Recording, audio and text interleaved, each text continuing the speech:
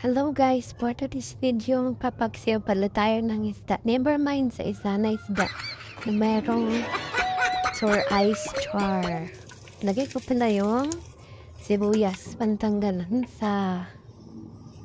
Tapos meron din tayong luya at saka bawang. Ayan. Kayo guys, anong ba ulam nyo ngayong umagahan? Ay, tanghali na pala. Char. Ayan, nilagay ko na yung ating luya. At saka ang ating bawang.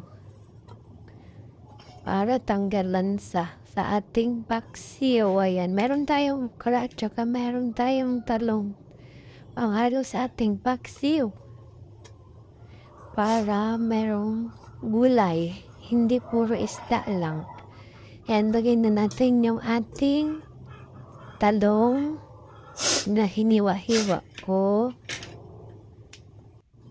Isang peraso lang. Tapos, nilagay na rin natin yung ating okra. Ayan. O, diba?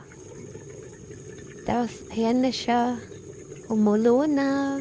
Paluto na rin siya, guys. Thank you for watching. God bless everyone.